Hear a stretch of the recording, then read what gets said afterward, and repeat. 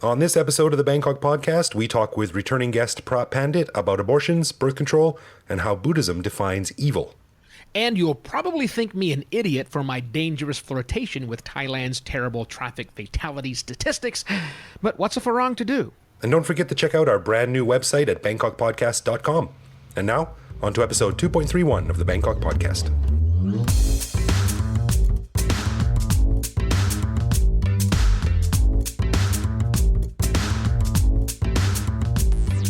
Hello and welcome to the Bangkok Podcast. My name is Greg Jorgensen, a Canadian expat who came to Thailand on a vacation in 2001 and never left. And I am Ivo Terra, an American expat living full-time in Bangkok since the beginning of 2016. Thanks for joining us and welcome to the Big Mango. So Ivo, last week we talked, you were in the States. Yeah. This week you are back in Bangkok. How are you feeling? Back in the kingdom, feeling hot and sweaty because I'm back in the kingdom. Yeah. Yeah. And we're going to continue talking about the saga of my shoes. Thank you for bringing me my extra large size shoes from the States. You're welcome. 4 boats brought back with me. Not boats, shoes. Or your shoes. Sorry. They look like boats. They look like rowboats. But well, there's been a little bit of multitasking. Never hurt anyone. But thank you very much. You're welcome. You were telling me today that you're back now and you've done something that I thought was interesting. You have rented a motorcycle. Yeah, rented a motorbike. You know, this year, Sheila and I have taken 2 different trips on motorbikes that most of the things we really enjoyed. And the biggest thing I enjoy about having a motorbike in Bangkok is, I think I've said on the show before, it's like having a cheat code to the traffic of Bangkok. That's a good way to put it. Yeah, it's just so fantastic because the traffic is perpetually snarled here in Bangkok. So if you want to do anything that is off of either the BTS, our SkyTrain system, or the MRT, our subway system, you're stuck in a cab or on the back of a moto taxi forever in a cab and for a very short portion of your life. On a moto taxi can be a little dangerous, but also fun too. So we decided, what the heck? We are now renting a motorbike, and we have it for 1 month. And I'm just going to see if I actually utilize it as much as I think that I will. Now, it's kind of silly coming into the beginning of the rainy season, but that's also part of the experience, right? Because it does rain in Bangkok a bit. So can I get around the city this way? Do I utilize it? And more importantly, am I still able to record with you after a few weeks of this, or am I a paraplegic? Well, holy, that escalated quickly. I got to say, though, I don't think the rainy season is going to be that big of a deal, because if you're in a car in the rainy season, traffic is 3 times worse than normal. Yeah. If you're walking or taking the train during the rainy season, you're going to get wet anyway.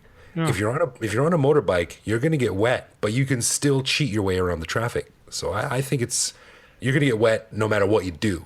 So I think it's a great thing to do. Well, I think so, and it'll be a grand experiment to see if we did it. Well, one thing to help with the paraplegic problem is that while we were back in America, we did buy American-made helmets.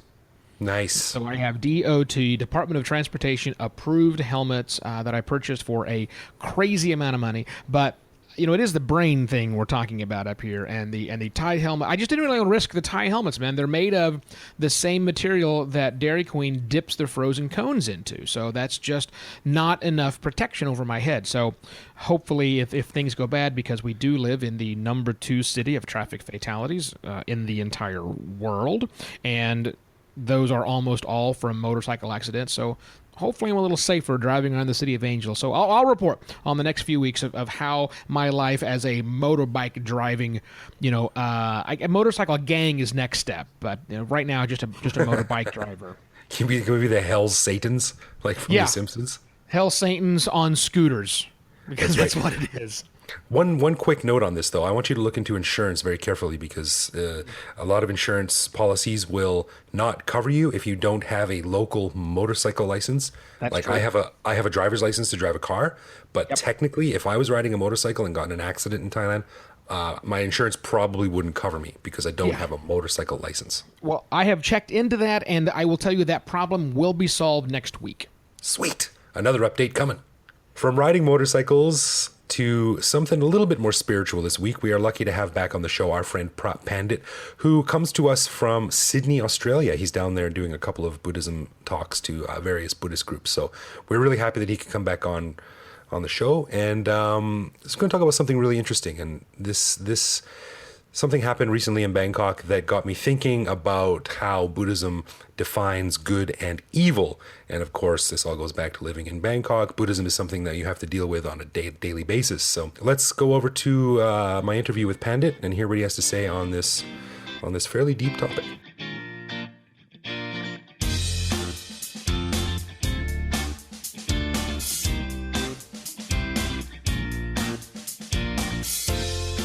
Welcome back to the Bangkok Podcast. Phra Pandit, you're coming to us from Sydney, Australia. How's things down there?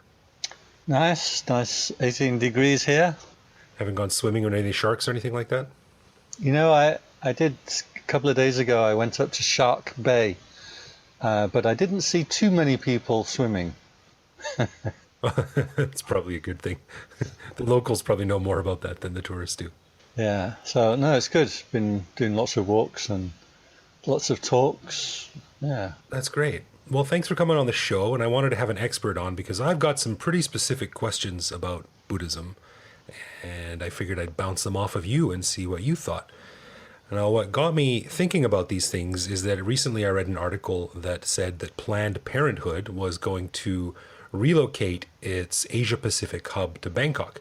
And I thought this was interesting because among many other important services that Planned Parenthood does, they also provide abortions, which from what I understand are the absolute top of the line, super evil thing to do in Buddhism, among other religions. So first, I wanted kind of to take a slight tangent here before we get into our main topic and talk about what does Buddhism think about birth control? We have a difficulty here that the Christian church was the primary view former in Europe for such a long time that one gets used to the idea of the church having a view about everything. Yes, it does. And Buddhism was never supposed to be like that. So what people do about birth control is really not the province of the Buddha. It's not the province of the teaching. It's not the province of meditation. So we're very happy to leave the worldly things to the worldly people and not have a viewpoint on everything, an official viewpoint. That's not to say if you don't ask certain monks that they may have a viewpoint, but it's not a party line in that sense. Oh, I see. So using like condoms or pills or something like that is none of your business as a monk or as a member of the cloth, so to speak. Right, we're celibate order, so really it's not any of our business. What we would say is it depends on how you treat people. So we do have this clause about right sexual conduct. And the summary of that is if it doesn't hurt you and it doesn't hurt another person, then it should be okay. I see. And of course, then you get into the gray area where is abortion birth control? Some would say it is, some would say it isn't. But I think in Buddhism, what makes it a bad thing is that you're taking a life. Well, I'm not sure if birth control can be equated to abortion. I guess it depends on what you are using. You may not know, but Bangkok is also the world headquarters for research and development for Durex. And oh, really? Yes, and they actually invited me to go along to their laboratories, which were very, very high security and very high tech, and I had to dress up in a sealed white overalls and plastic gloves and things. Wait, so they dress everyone up like a sperm to come into the office?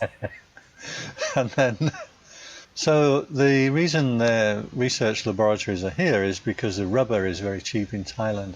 Well, that makes sense, I guess. But bringing things back to the big question, which is evil, Buddhism and evil, and how does Buddhism define evil? Now, I wanted to use abortion as a sort of a launching point for this. It's kind of an awkward segue, but when you do something in Buddhism that is considered a sin, I don't know if there are levels of sin, like some things are minor sins, some things are major sins, but when you do one of those things, who decides how bad it is? And is there a get out of jail free card like there is in Christianity, where if you repent your sins on your deathbed, then accept Jesus into your heart, then you'll be, you're good. Is there something similar in Buddhism? Well, I think that would depend on which school of Christianity you're in, whether you have a get out of jail free card. Going back to abortion, It's tricky for monks because monks have a rule. We only have 4 cardinal rules that you cannot break. And one of those rules is to cause the death of another human being. Therefore, if you are ever going to bring up the topic of abortion, monks are going to suddenly get very, very cautious and very, very evasive, because we don't want to fall foul of that particular rule. So if one was to say abortion would be acceptable in certain circumstances, we might be accused of participating in the death of another human being. And if we do that, we're no longer a monk. There's no question. There's no wiggling out of it. So whenever you talk to monks, we're always going to be especially evasive on that topic. Oh, I see. As to the question of certain evils, there are a number of evils that are particularly bad and will have you cast into depths of the lowest and the worst hell, because there are many levels of hell in Buddhism. Those are to shed the blood of the Buddha, shed the blood of an arahant, or to kill your parents. These were called the weighty karmas. But the important thing is, in this sense, even if you do transgress any of these, although you go down to a low and nasty hell, it's still temporary.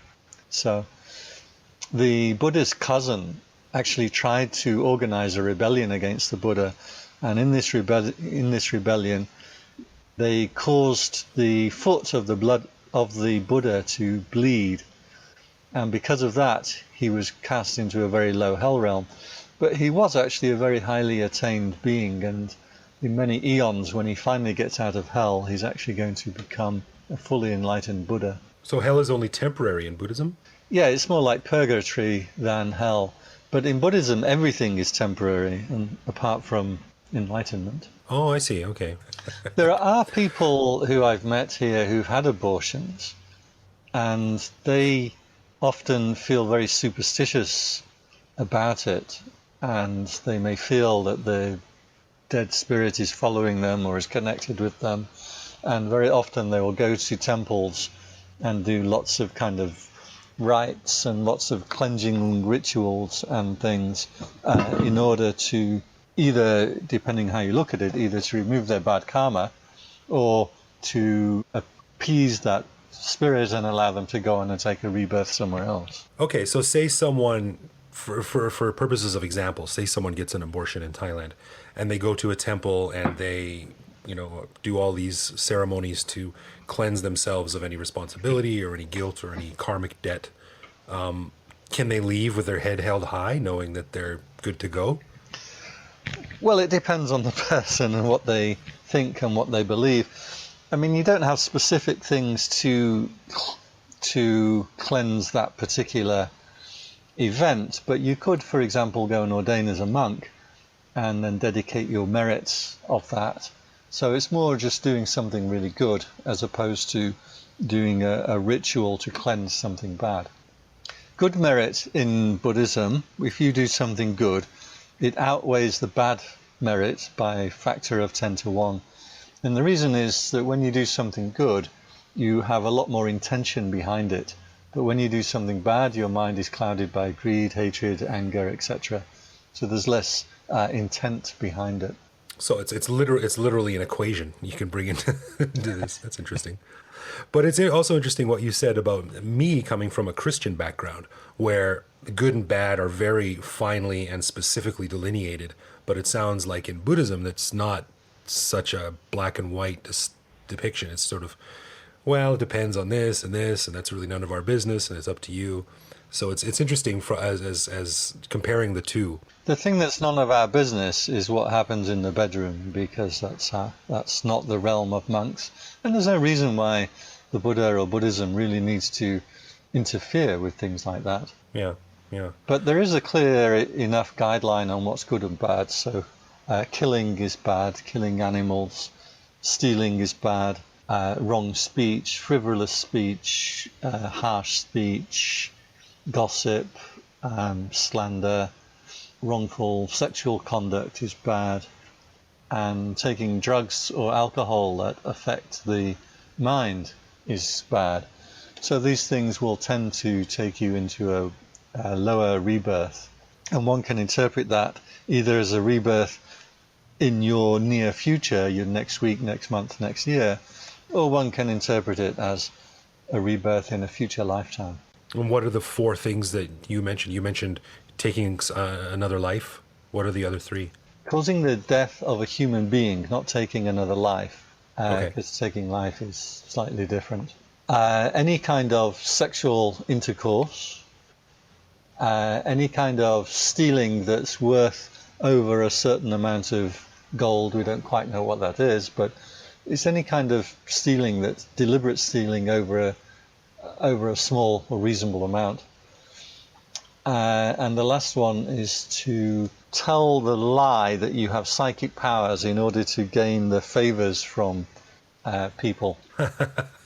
That's pretty specific. But wait a minute, doesn't that clash with all the fortune tellers and card readers and mind readers outside of the temples? Absolutely. And fortune telling and mind reading and all of these kinds of things were specifically prohibited for monks to get involved in. But not for lay people. Not for lay people, no. Those aren't moral judgments that you're going to suffer or go to heaven. Those are things that monks are not supposed to get involved in. Oh, interesting. Okay. So me coming from a Christian background then, there's a very clear idea of what represents evil, and that's the devil or Satan or Lucifer. And we even know what he looks like. Isn't that convenient? Is there anything similar in Buddhism? Is there any personification of evil, like a spirit or a deity or something like that? Yeah, first of all, you want to look on YouTube for a documentary on the history of the devil, because it's very interesting, and it predates Christianity and goes all the way back to forest animals with horns, and this is where we get horns from with the devil. And he's really a character that got grafted onto Christianity rather than being a central part. So it's a very interesting field of study. In Buddhism, the evil is your own actions. So what you do is good or bad, rather than there being some kind of being that really wants to tempt people into good and bad. There was a character of Mara, and Mara is the god of delusion. And Mara is very often depicted as trying to take the monks and nuns away from the path to enlightenment. However, again, Mara may well be something that's grafted on to Buddhism. And also Mara, there were several interpretations, and one is that he is an actual being out there, rather like the devil. But another one is that the Mara is your senses. And so in that sense, Mara is delusion, or a personification of delusion. That's interesting, because Christianity, it seems to me, is sort of always blaming something else. Like, you're good, but the reason you're doing bad things is because of the devil. He's tempting you. He's pushing you. He's whispering in your ear. But in Buddhism, it seems much more sort of like up to you. Any good or bad you do comes from you, and you have to atone for that yourself. Well, bogeymen are very popular. Just look at the current Thai government, who have their bogeyman, and every time something goes wrong, they blame a certain fellow in another country as being behind it. So it's a very popular idea to blame an external force. I might mention Mara in Buddhism. It's interesting. He's actually not a permanent being. Mara also will die and get reborn somewhere else, and a different being will then get reborn into the new Mara. So it's almost like a position in which they are held. But the legend goes, this is a post-Buddha, but the legend goes that there was a monk called Upagupta, and he was born long after the Buddha, by, 100 years or so, and he'd never seen the Buddha. And he was such a powerful monk that he actually managed to capture this god of delusion called Mara and tie him to a rock. And then he said to Mara he'll only let him go if Mara would take on the form of the Buddha, because Mara, the god of delusion, had seen the Buddha. So Mara took on the form of the Buddha, and immediately Upagupta fell to his knees and started to prostrate at the beautiful form of the Buddha. But Upagupta actually brought Mara into the Dharma. So according to the legend, even the evil one in Buddhism actually now is a Buddhist. Really? I can imagine what the reaction for all the other monks are. Oh, great, Upagupta, nice work. And what about the rock? I don't think enough credit gives to the rock, too. That must have been some pretty badass rock to have a god chained to them. Yeah, I think this is... A lot of the stories in Buddhism were transmitted through the art, temple art. So something like the rock or the chain, I mean, these are just ways to symbolize something. Do you think Buddhism, as we're wrapping up here, I just want to get into this. Do you think Buddhism would be better served to have sort of a single head person, kind of like the Pope in Catholicism? Because it seems to me that without that, there is more room for fracturing and for different people to assume different things and go off in their own direction. But I don't know if a central figurehead would be a uniting force or a dividing force. I'm not sure. Well, the legend goes that as the Buddha was passing away, they said, who would you like to be the head of the Sangha, of the monks? And the Buddha said the Dhamma Vinaya is the head of the monks. Now, Dhamma is the teaching, and the Vinaya is the code of conduct. So the teaching in the code of conduct is the head, and that's the thing that we will all gravitate towards. There always is, of course, the tendency to appoint leaders and hierarchy, and the Sangha Act in Thailand was kind of formulated kind of in a way to reflect the royal family also, in terms of making a supreme patriarch, a Sangha Raja, which is like the king of the Sangha. And so Thailand does have this figure. It's kind of a pope-like figure. But of course, each country have their own heads. But things are pretty harmonious in Buddhism. There's never really been a call for... Well, I mean, if you looked at things, what's happening in Myanmar right now, things seem to have gone right off the rails with a very powerful monk leading a bunch of people in almost what could be described as genocide. So one could think that if there was a central head guy, he could step in and say, whoa, this is not cool. Yeah, even in Burma too, there are several head guys who could, I guess, step in, but it's not a clear hierarchy like it would be in Christianity. I mean, often, same as in Thailand, there's not very much that the head guy can do if a monk is following the rules, if he has followers. I mean, he has to really step out of line for anybody to come in and say, right, you're no longer a monk, or you can't do this. The Burmese problem is very tricky because the Burmese communities in Bangladesh are really hammered and hurt by the Muslim state, especially, for example, in Chittagong, where Buddhist communities have been living for hundreds of years, but the state is confiscating their land, saying that they have no papers. So what you're seeing really is a cultural thing with the Buddhists in Bangladesh and the Muslims in Burma. And so, yeah, it's much more of a cultural question than a religious question. Man, the more I learn about all this stuff, the less borders and boundaries it seems to have. Just all kinds of bleeding into other areas. Well, thank you, Phra Pandit, for coming on once again. As usual, you've given me a lot more information to go follow up and read about on Google. And we hope to have you back another time to talk about another similarly light topic, such as the nature of evil. Okay, and hope you have a nice sweltering summer over there while I'm enjoying the cold. Yes, well, I hope you brought your winter robes. Bundle up against the cold and don't get sick. We'll see you when you're back in town. Cool.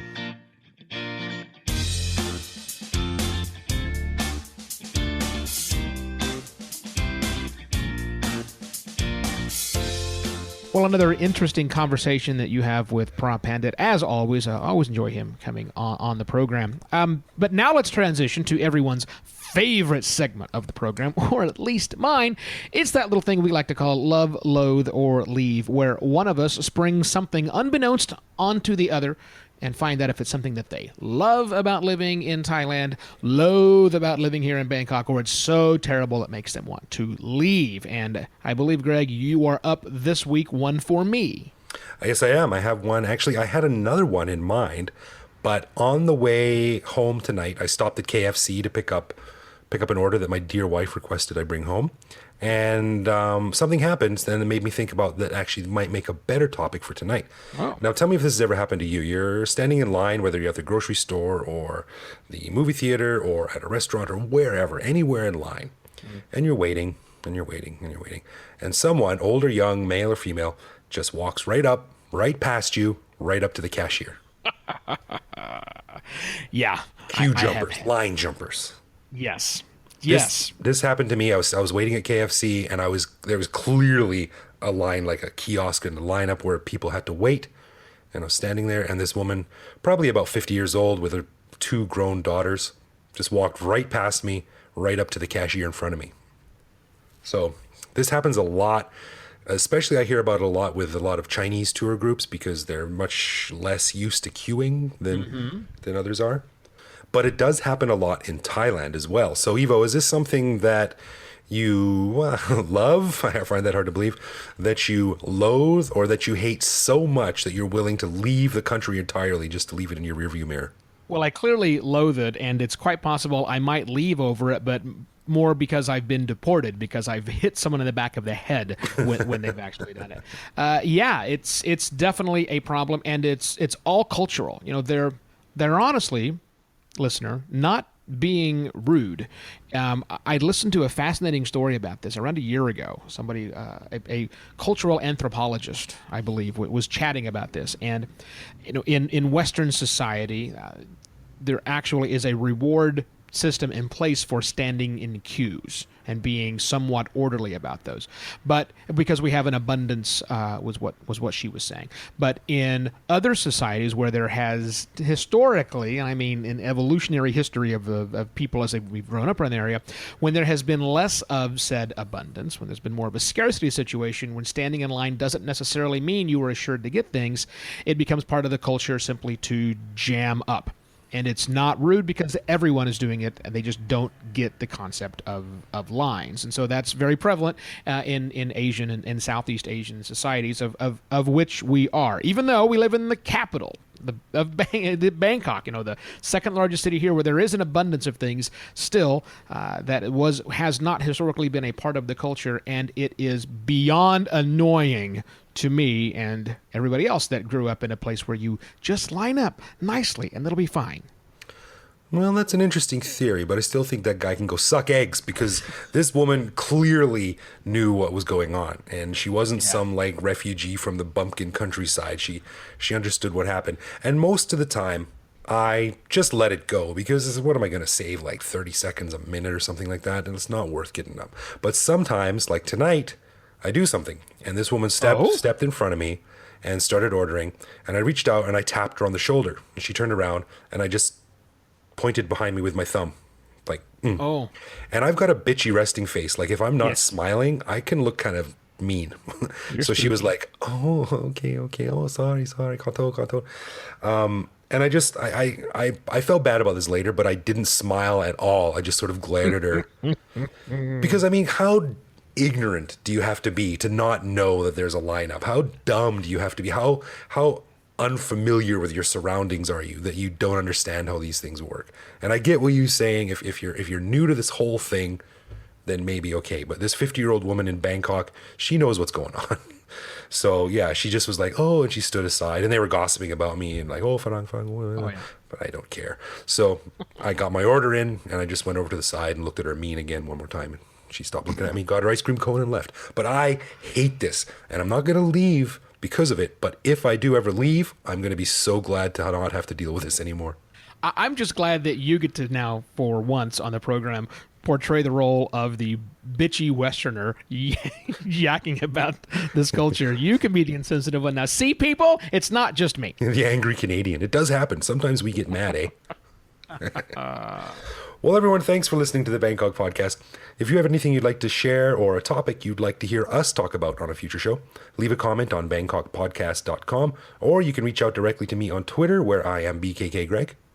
Or you can send a message to us either on Facebook or on Twitter at Bangkok Podcast. I'm Evo Terra, and Greg and I will be back next week with more stories of our lives lived in the City of Angels, right here on the Bangkok Podcast. Cheers!